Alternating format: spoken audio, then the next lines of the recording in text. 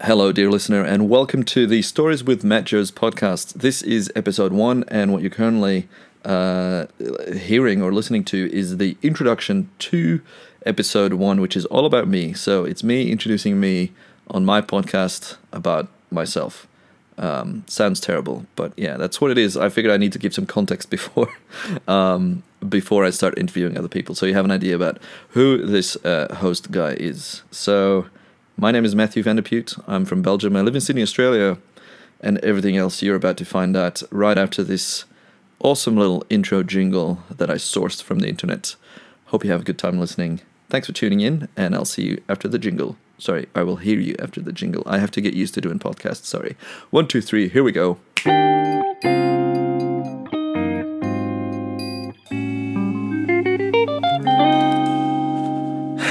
I can hear myself, that's good.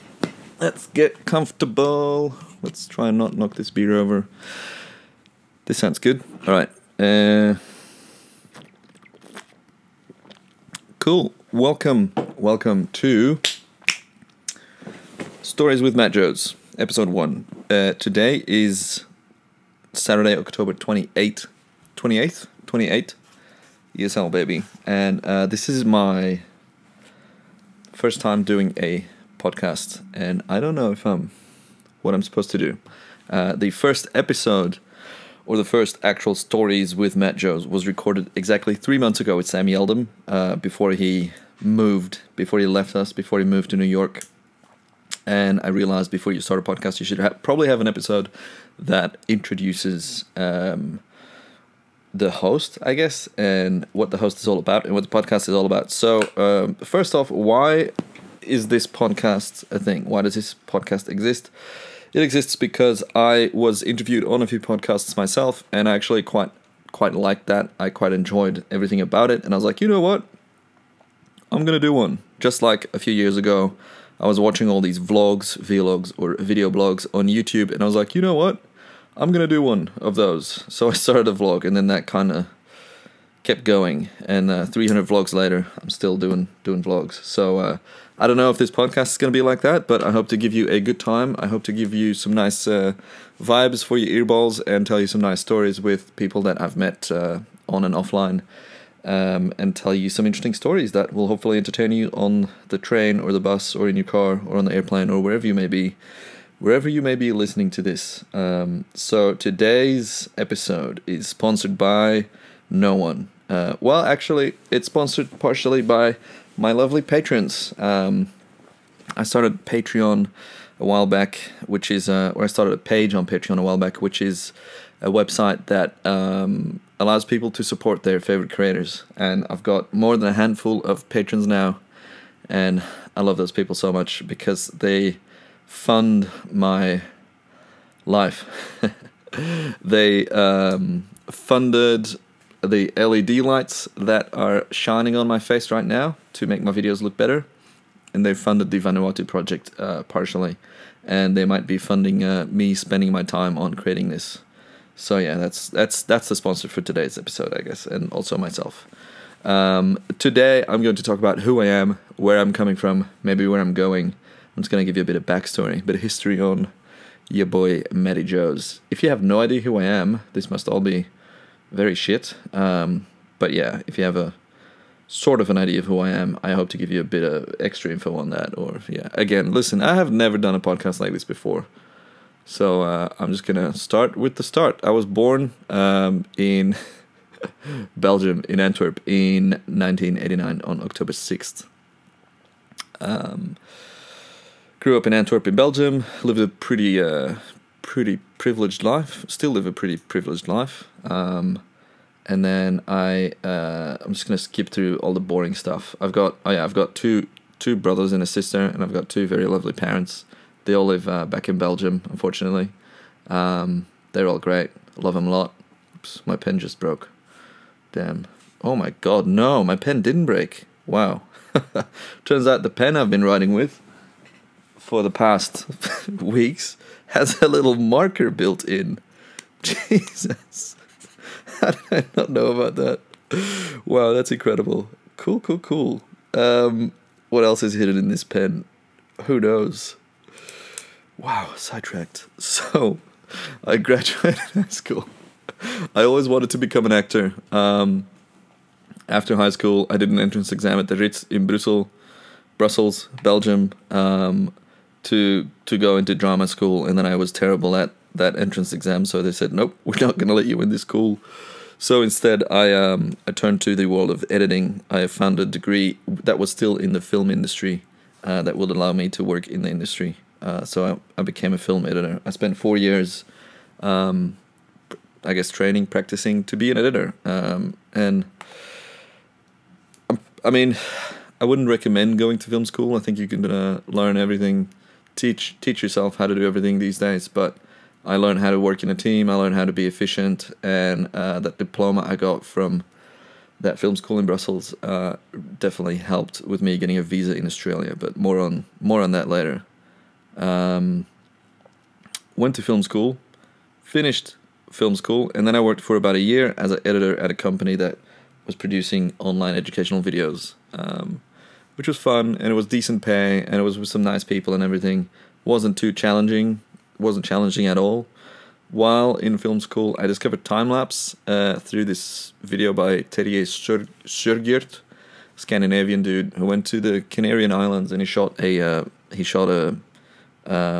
video, a time-lapse video, and I saw it on Vimeo while I was in film school. I think in my final year or the year before that, I saw it and I was like, hello, what is that? Didn't know anything about it, and then I googled it, and that night I managed to shoot my first time-lapse and haven't stopped shooting since. That would have been 8 years ago, I think, 7 or 8 years ago. And yeah, to say that time-lapse has been good to me is a bit of an understatement. Funnily enough, when I started shooting time-lapse and it became a more serious hobby, I was like telling people, you know, this is a hobby. I don't think it'll ever turn into a job, because who's going to pay for all this, all this gear, all this time, all the energy spent on creating 5 seconds of video? No one's going to pay for that. That's crazy. But turns out, as we would see later on, if you meet the right people with the right vision and the right budget, you can make that into a career. So I did that, and that's been pretty cool so far. Whoops, sorry, I smashed my bottle of beer into the microphone. Oh, you know what? I should also thank Rode, the Aussie fellas that make these microphones. They hooked me up with this full sound kit for free, because I asked them. They're like, hey, I was like, hey, I want to make a podcast. And they're like, sweet, we'll send you some gear. So, Rode, you're a bunch of legends. You've been supporting me for the last couple of years now with microphones and gear, and I just really appreciate you. And, you know, it helps that you make really good gear, so that's nice. Anyways, back to me discovering time-lapse. Time-lapse became a hobby, maybe became a bit of an obsession, just kind of got, way out of hand. And then I started doing a few commercial gigs off the side here and there while doing that 9-to-5 job as an editor. Eventually, I shot at Tomorrowland, this festival in Belgium. It's a pretty big festival with Epic Cinema. That was like my first legit time-lapse gig, and I'm still very, very happy that all happened, because at that festival I shot some hyperlapses, which was at the time very new. It didn't have a word, there wasn't a workflow. I had to figure it out myself after seeing this Russian dude do it on Vimeo. I was like, hello, once again, just as I saw my first time-lapse, when I saw my first hyperlapse, I was like, what is that, and how do I do it? So at the time there was a forum called Timescapes by Tom Lowe, from Dreamcore, who's currently in Dubai making cool stuff. There was a lot of information and knowledge sharing on that forum, and that's where I figured out how to do a hyperlapse with the help of others, and just figuring out step-by-step trial and error. Eventually did more and more hyperlapses, and people really seemed to enjoy that. And then I did that at the festival as well, and then Stan used some of that footage in the aftermovie of the festival. And if you're not familiar with those aftermovies, they're a big deal. Or they used to be a big deal, or they still are a big deal. I don't know if they're still getting the same traction as they were getting back in the... When would this be? This was 2012, I think. Like, that video would hit trending on YouTube straight away. Just absolute madness. At that festival, I met Wissam Abdallah, who is a Red camera operator, a cinematographer. Shh. Amelia just closed the door because I'm an idiot, and I started recording this thing with the door open, and she's being very nice. Thank you. I met Wissam, who's from Sydney, Sydney, Australia, and I think we just kind of became friends through working at the festival, and then a lot of stuff happened. I was working, I got dumped. I was pretty sad about that. I was pretty unhappy, so I decided to kind of travel to clear my mind. So I traveled to Australia to visit a friend, Alexis. We went on a road trip, and at the end of that trip, I met this girl who just closed the door here in this room. I met Amelia, and we started talking online a few weeks after I got back from Australia. But before we started talking, I lost a very good friend of mine in an accident, Dennis, which definitely, didn't help with the sadness and probably depression, I guess. I don't know. So that wasn't a great period in my life. And then I started talking to Amelia online really shortly after all that happened. And we just kept talking, and I guess I was in a bit of a I've got nothing to lose mindset. I quit my job, and I booked a flight to go see what would happen with Amelia, because I was quite enjoying our chats, and so was she. So in September 2013, I arrived in Australia with no plan. I just wanted to go and see what would happen with Amelia, pretty much. And now, 4 years later, we live here together in Edgecliff. So that turned out all right. I arrived in Australia, and Wissam, that I met at the festival in Belgium, introduced me to Abraham Joff, who this year won Australian Cinematographer of the Year. Amazing. Just had a kid. He's just absolutely smashing it. Abe gave me my first few paid jobs in Australia, and I'm still, so grateful to Abraham, because he also vouched for me on my visa application, which is a Australian Permanent Residency Distinguished Talent visa. There's only 200 of those a year. They're usually for like athletes or actors, and I managed to snag one of those by showing my hyperlapse and time-lapse work. That's my distinguished talent. No one was really doing that on a commercial scale, on a commercial level, or there were very few people doing it, and I managed to convince the Department of Immigration that I would be an added value to the country and the economy and culture and all that. And that was pretty cool. So that's how I got into Australia. And then in Australia, the first year was kind of like figuring out how am I gonna stay, like what visa am I gonna get. So we sorted out all the visa stuff, and then I did more and more work. And then the first year of me being here, I'd say, was a lot of networking and meeting people and just trying to figure out what I was gonna do. I lived with Amelia and her parents for the first 2 years I was here, which is pretty crazy, but I wouldn't be here without them. So really, thank you for that help. That was absolutely amazing. And then work started picking up more and more. Eventually, how did this go? So I started posting a little bit of my work on social media, I think, on Instagram, and then I posted. Let's see how this went. I have to remember this correctly. I posted, or someone from BuzzFeed approached me, and they wrote an article about me and my time-lapse work. That got posted on Reddit, that article. And then on Reddit, someone messaged me inviting me to an Insta-meet at Vivid. Now, an Insta-meet is at the time I had no idea what it was. It was a meetup of Instagrammers. I was on Instagram, but not too involved. That person was Andrew Smith. He won best job in the world that year, working for like Australian tourism, and we still keep in touch, and he's an awesome guy. I'm not entirely sure where he's based now. I think he's back in the States. Andrew, if you're listening, drop by in the comments, let people know what you're doing these days. But yeah, he invited me to this meet, and that's where I got introduced to the world of professional Instagrammers. One of the people there was Lauren Bath, and my eyes kind of opened up. I was like, what? Wait, Lauren Bath, first professional Instagrammer in Australia? What does that mean? So she was a chef turned full-time social media influencer. Probably wouldn't call it that at the time, but that's what it turned out to be.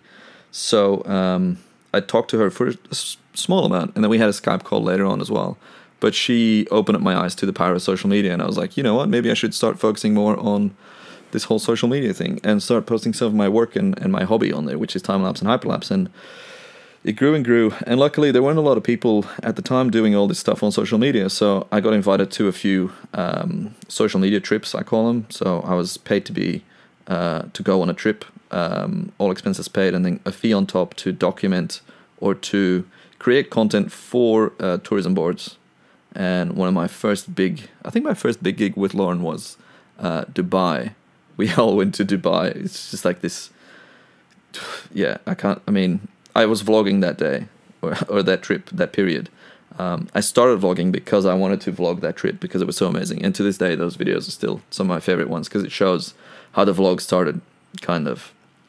I was doing daily vlogs. Anyway, she takes me on this trip, and then it kind of grows from there. So I've got a lot to thank Lauren for. She really opened up my eyes to the power of social media, and that helped my career further. By this time, after all that, I've been doing more and more trips. I guess my life, or my career, or my income consists of commercial time-lapse work for brands or agencies, social media / influencer trips, and content licensing, where people ask me to buy some of my footage for an ad or whatever.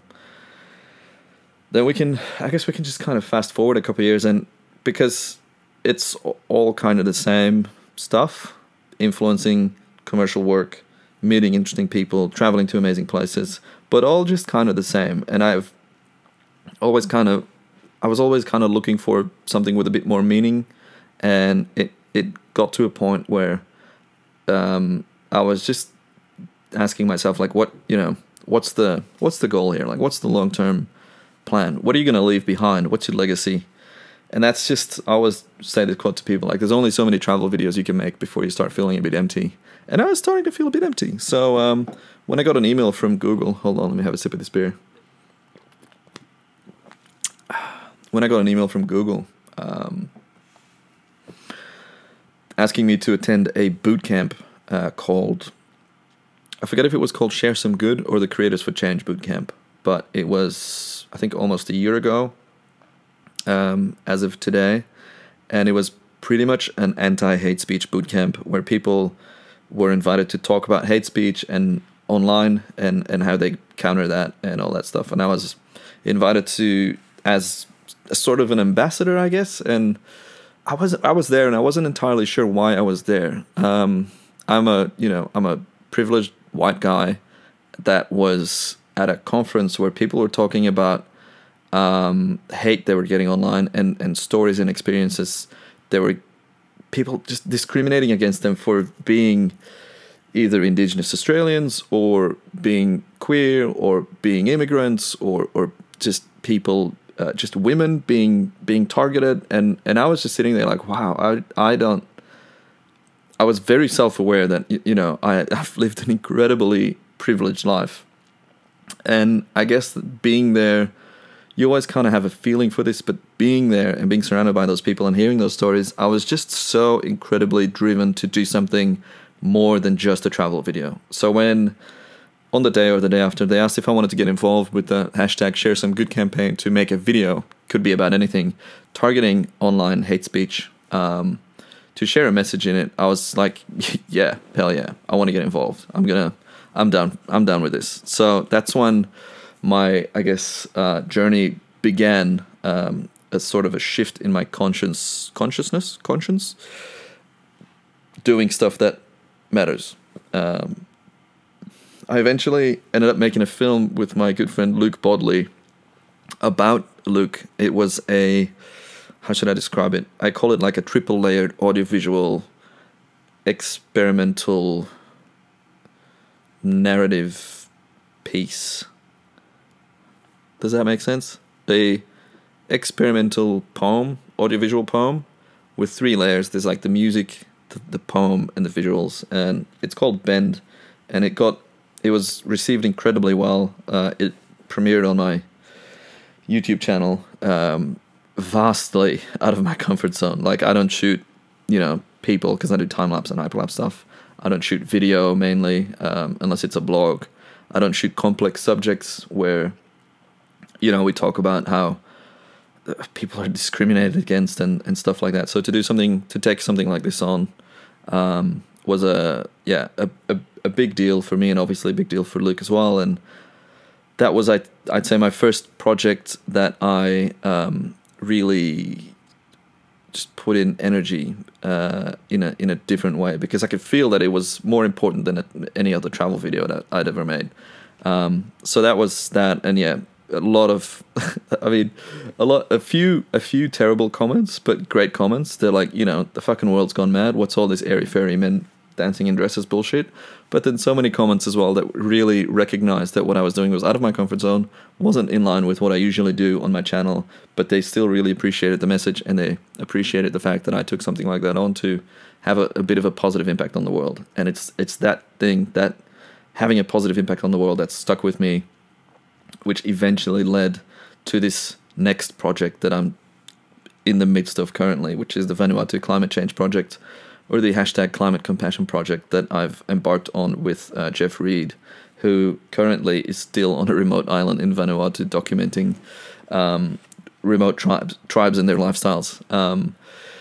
So yeah, Climate Compassion. I just sent off a short version of the documentary that Jeff and I made about climate change and the unseen effects of climate change on the islands in the South Pacific. Just submitted a version to to be screened at a climate change convention or conference in Germany, hosted by Fiji in 2 weeks for the United Nations. So it'll be screened in front of a couple of really important people, and we want to do a bigger release of the longer version to hopefully inspire people to make a change, to have a positive impact. So it's all about having that positive impact, and I want to keep doing stuff like that. And that's kind of where I'm going with myself as a person, as a creator, whatever you want to call it. I want to keep making a positive impact, having a positive change in the world, because what are likes and follows and all that bullshit if it doesn't actually mean anything? Like, you can't just be happy with having lots of likes on your Instagram, right? Or if you are happy, then fine, that's good for you, but I don't believe it. I think you'll feel way more fulfilled or happy or content with yourself if you know that what you are doing is having a positive impact. You're going to leave this world a better place, ideally, or that's what I want to do anyway. So that's where I'm going towards in the future, I guess. Still doing all the commercial work, still trying to make it as a trying to make it. I've made it as a time-lapse photographer. I've been blessed with some incredible projects and clients, and commercially, I'm doing all right. I'm doing pretty well. Doing way better than I ever thought I would. But I want to use those funds. I want to use that money to funnel to fund passion projects, working with people and making impacts using social media and using my voice for good, which was the Share Some Good campaign, or the Creators for Change. Is, we all have a voice, be it small or big. We can all use our voice for good to either educate people or influence people in a better way. So I don't know how long this thing's been going for. I was just checking my screen. It's still recording, so that's good. So it's going to be below 30 minutes. Not a lot of stories in this one, mainly just an introduction to who I am. And I hope that you have enjoyed me ranting for the last probably like 20 to 30 minutes. And I am looking for suggestions for either people to get on the podcast or where to take this podcast to. But the idea is, because life is about stories. That's what my dad always says. Life is stories and storytelling. And that's why the podcast is called Stories with Matjoez. And this was an intro episode. So you have a bit of context of who Matjoez is, I guess. So yeah, listen, I don't know how to end a podcast. I barely know how to start one. I just kind of started talking. I hope you had a good time. Thank you for listening all the way to the end. The next episode, because I already recorded it 3 months ago, because Sam, who's moved to New York, was leaving. So the next episode is with Sam Yeldum, who talks about how he took a photo that went viral globally on his Instagram and everything that happened around it. So that's going to be pretty fun. I look forward to editing that one and this one. I'm just gonna end it here. Thank you so much for watching. I hope you have a great day or night, weekend or week, wherever you may be. Thank you for listening, and I will speak to you in the next one, I guess. Goodbye.